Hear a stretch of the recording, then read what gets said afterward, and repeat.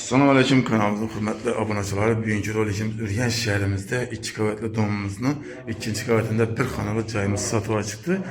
Yurttaşlar Alinteri Seltanat Kafe'nin yanında. Her etajımızda 3 kanaldan yaşayırken götürüyor lazım. Bizden satığa çıkan cayımız burada cayımız buladı. Cayımızda görüp danışıp etkiden yurttaşlar götürüyor lazım. Biz sırada içeriye girdik. Girgenden şimdi başkanımız sonuçsanız öyle birimiz Paltar eşeğde sigem oldu. Yurttaşlar birimiz gılanlı sağlığımızda sigem oldu doğruda. Kişkine bir spandi kanalını kırık koydular yurttaşlar birimiz. Ondan sonra fonda dörttü. Yurttaşlarımızın beda kukunni şaflarımızı, veclerimizi koydular. Bunda gaz pilitlerimiz. Biraz gene limon telefçimiz birimiz sanuzerimiz işler 50 milyonlarından ayak değerler kafir kılıngan birleri adına sonra fonda dörttü.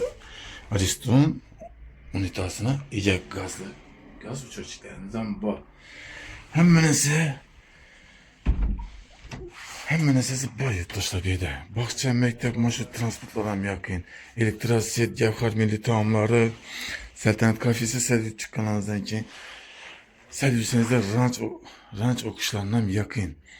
Birinizden adına tonni fonda. Ayak teler 100% tahta pol kılınan, doküment 100% tayar yurttaşlar. Bu tarafımız spaniklik kuttular. Birine bir garantiyasını bozup kette kılsanız zaman buladı.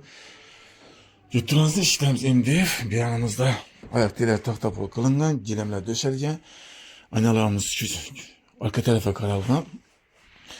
Birimizde şikafımız. Bu trimomuz kaladayken yurttaşlar. İkisi kaladı. İşte mamması yok da gittik. Bakça mekteplerim yakın, bazalarım yakın. Marşrut transportla ser yurt çıksanız da 4. marşrut beraber çıksanız da 5. marşrutlarım yurt dörttü. Narxına geleden sonra siz yurttaşlar narxı 190 milyon yurttaşlar. Göresiz bir olacağımızı mücazibine uçurlaştırıp satıp beşe hareket kılamız. Sağ olun, selamet olun. Kendi görüşünce aman olun.